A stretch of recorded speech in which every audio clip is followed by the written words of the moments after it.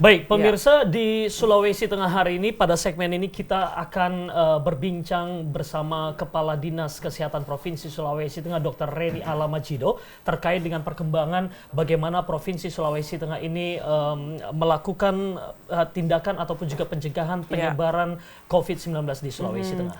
Seperti apa perkembangannya, kita akan terhubung dengan Kepala Dinas Kesehatan Provinsi Sulawesi Tengah, Ibu Dr. Reni Alamajido.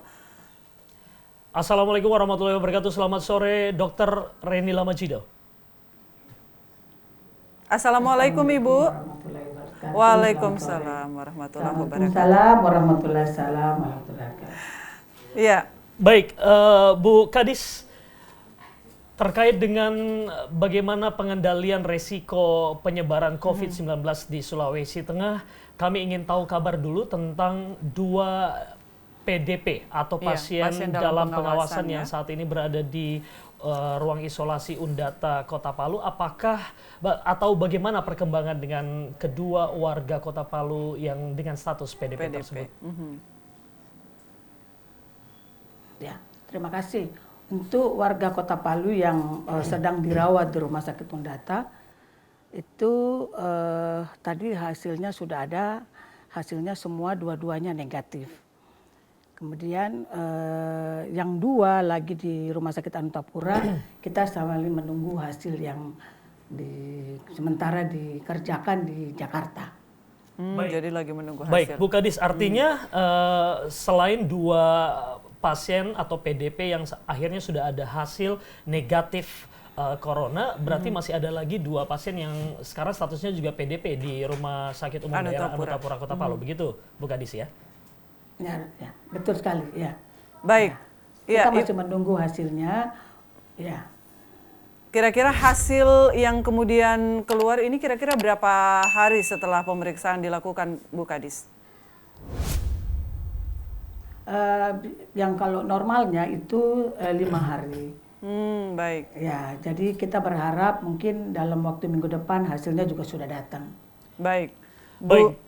Bu Kadis, terkait dengan kebijakan dari pemerintah Sulawesi Tengah melakukan social distancing dan bagaimana juga tahapan ataupun juga apa yang sudah dilakukan oleh Dinas Kesehatan Provinsi Sulawesi Tengah dalam memberikan pelayanan terkait dengan mungkin ada warga yang juga ingin mengecek bagaimana ada gejala-gejala COVID-19 ataupun juga buat mereka yang sudah berada di rumah sakit. Terkait dengan hal tersebut, Bu Kadis, beberapa hari yang lalu Gubernur Sulawesi Tengah juga telah menyampaikan kepada kami bahwa mereka yang ingin memeriksakan diri terkait dengan gejala COVID-19 dan juga berada di rumah sakit terkait dengan COVID-19 ini biayanya ditanggung oleh daerah. Apakah betul seperti itu, Bu Kadis?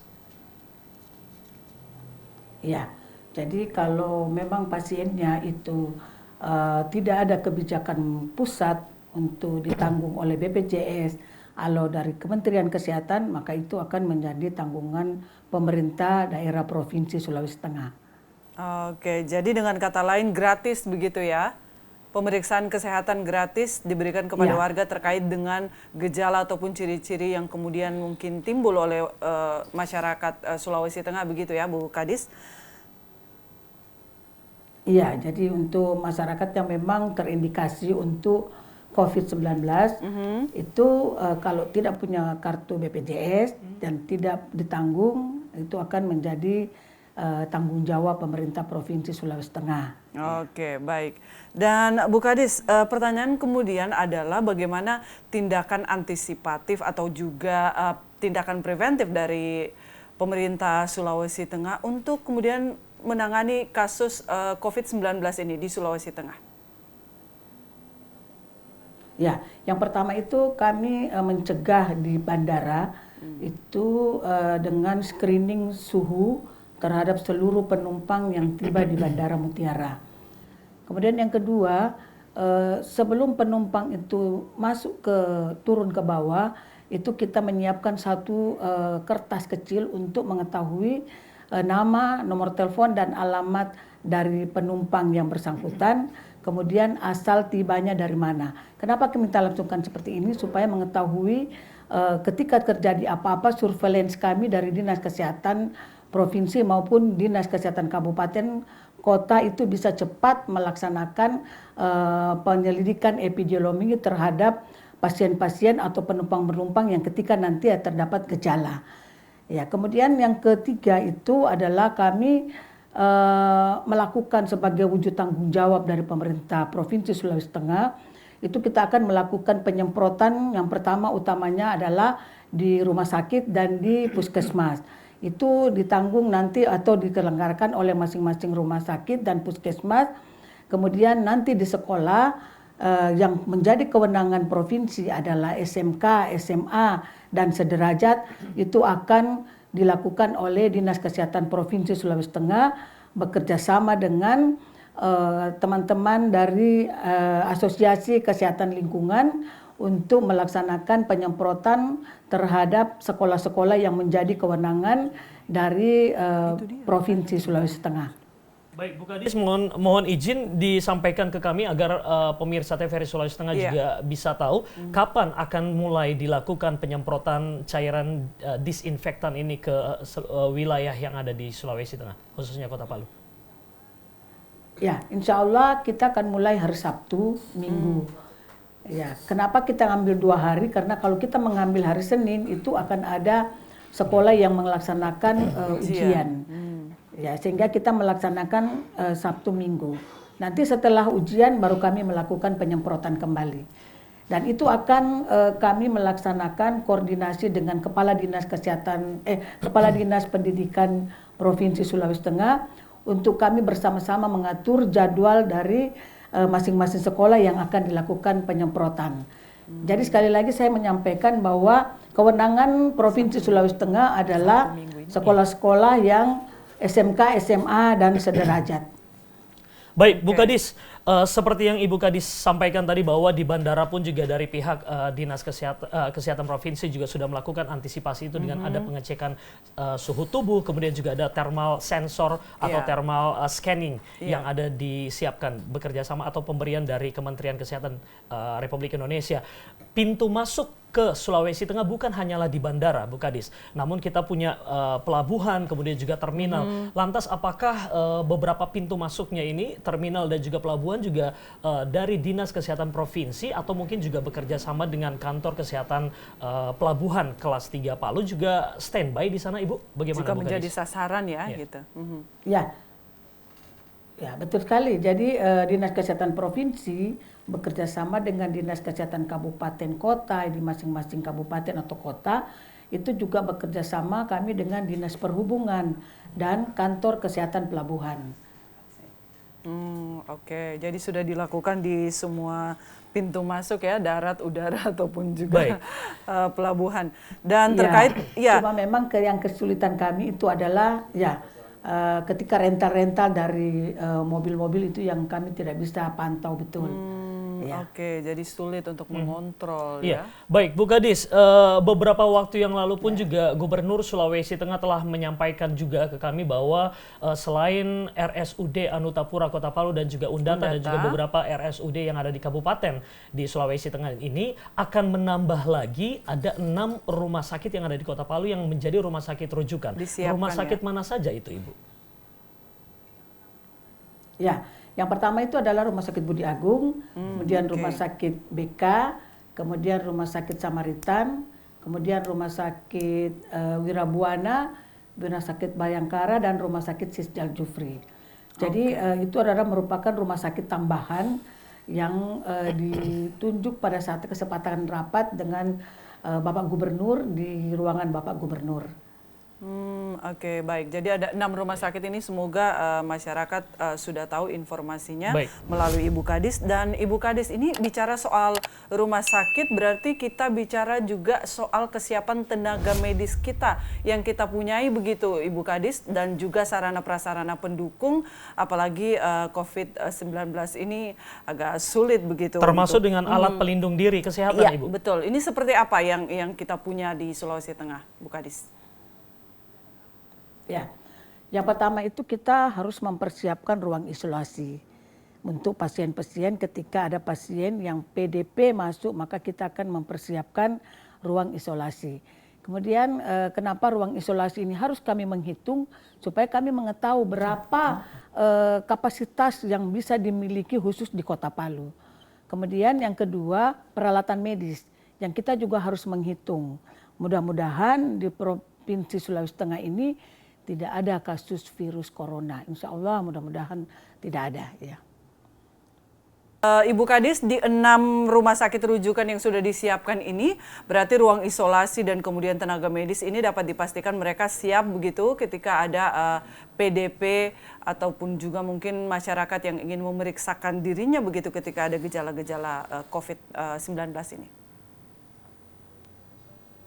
Ya, jadi mereka juga sudah siap. Namun mungkin ada beberapa peralatan yang belum terlalu banyak. Sehingga mungkin ketika mereka merasa bahwa kasus ini akan mereka rujuk, maka mereka akan merujuk ke 2 rumah sakit yang ada di Kota Palu ini. Yang memang merupakan rujukan dari Kementerian Kesehatan, yaitu Rumah Sakit Undata dan Rumah Sakit Anutapura. Ya, saya ada lupa satu rumah sakit yang tambahan itu adalah Rumah Sakit Madani. Rumah Sakit Madani itu adalah salah satu rumah sakit milik pemerintah Provinsi Sulawesi Tengah. Kadis, kami ingin mendapatkan data terkini dari Dinas Kesehatan Provinsi Sulawesi Tengah, dalam hal ini mewakili pemerintah tentunya. Sampaikan pada kami data terkini tentang ODP, orang dalam pemantauan, kemudian juga PDP, pasien dalam pengawasan, baik di Kota Palu ataupun juga di beberapa kabupaten yang ada di Sulawesi Tengah. Silakan Bu Kadis. Ya, yang masuk daftarnya ke kami itu adalah yang ada di Kota Palu itu yang 32. 32 orang itu yang pulang dari Jepang. Kemudian yang 32 ini terdiri dari 2 kloter. Kloter pertama itu berakhir pada tanggal 14 Maret. Kemudian yang kloter 2 berakhir pada tanggal 21 Maret ini. Sehingga kalau lewat dari 14 hari maka dianggap pasien itu ada ODP itu adalah sudah selesai di masa observasi. Kemudian yang PDP itu yang ada sama kami adalah data pertama itu dari Rumah Sakit Luwuk. Itu sudah negatif. Kemudian yang kedua ada di Rumah Sakit Undata, 2 juga sudah negatif. Kemudian yang kita menunggu ini adalah dari Rumah Sakit Anutapura 2 orang. Jadi total yang masuk PDP terhadap kami adalah 5 orang.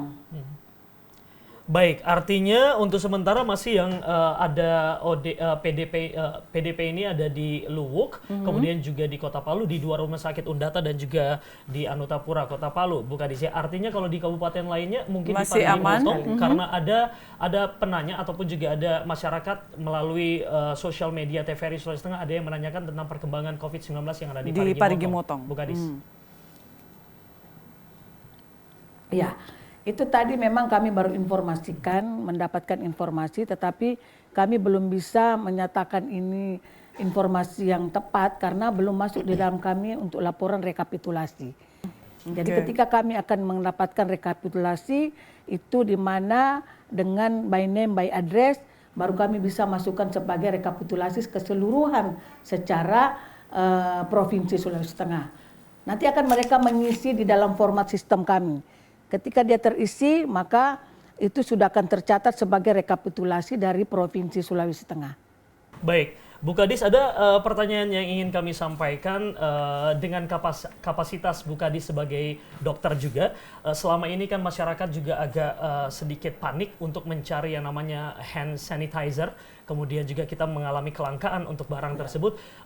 Apakah ada produk ataupun juga cairan yang bisa mungkin digunakan oleh masyarakat selain menggunakan produk-produk yang sudah beredar di pasaran untuk bisa membentengi diri sendiri untuk membunuh kuman ataupun juga virus tersebut? Ya. Bu Dokter. Ya, yang pertama itu adalah sabun. Semua sabun itu, deterjen itu akan bisa membunuh juga. Cuma persyaratannya kalau kita menggunakan sabun harus kita mencuci tangan itu di air yang mengalir dengan cara-cara yang sudah pernah kami laksanakan di televisi beberapa kali.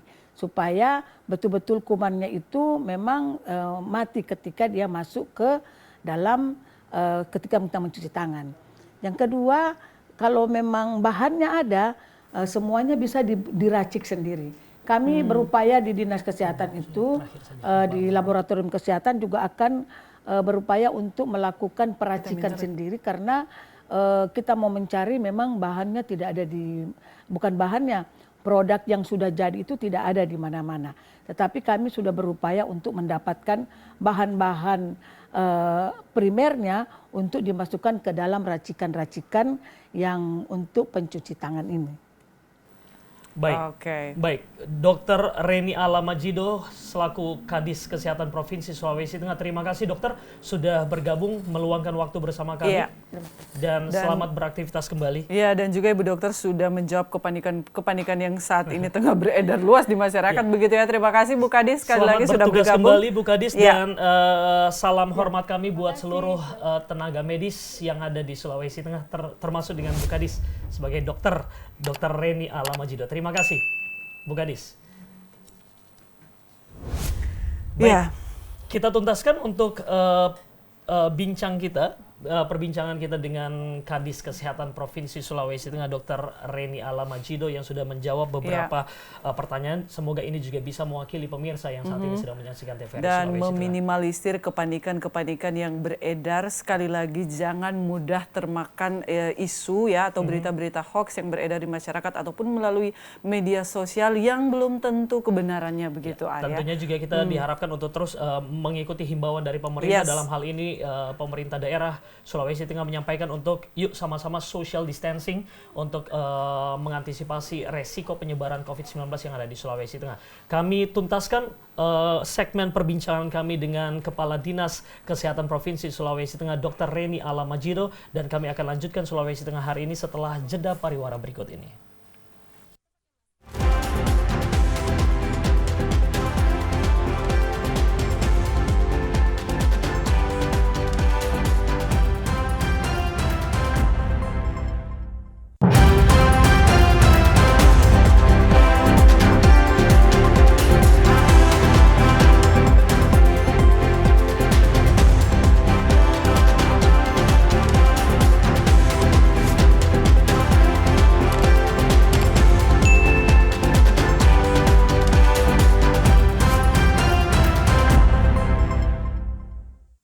Terima kasih pemirsa, Anda masih bersama kami dalam program Sulawesi Tengah hari ini dan kami lanjutkan kembali informasinya masih dalam segmen aktualita.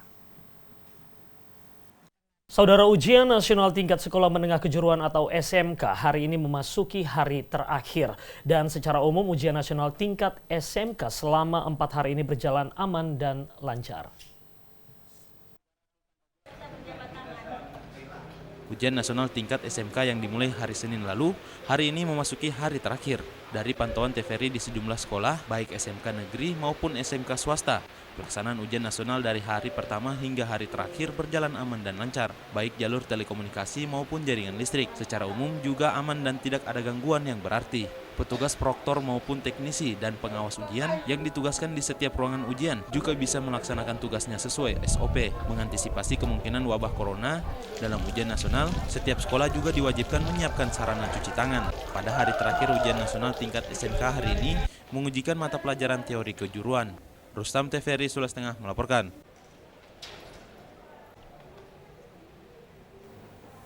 Saudara, kaum difabel di Kota Palu menuntut agar mereka mendapat perhatian yang lebih serius dari pihak pemerintah dengan menyediakan lapangan kerja yang memadai. Hal tersebut terungkap di Forum Perangkat Daerah tahun 2020.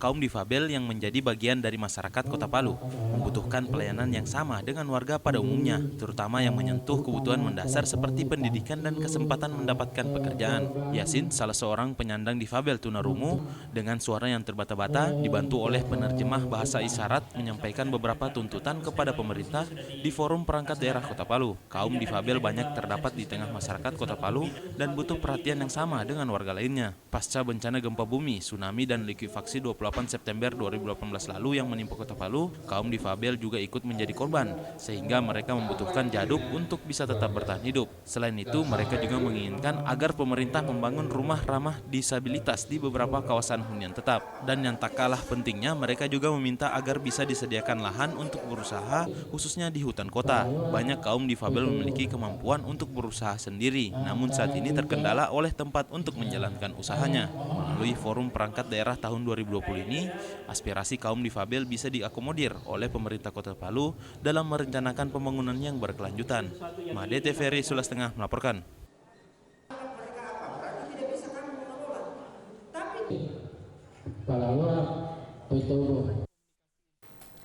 Pemirsa, kami akan kembali dalam segmen aspirasi masyarakat namun usai jeda pariwara. Tetaplah bersama kami di TVRI Sulawesi Tengah.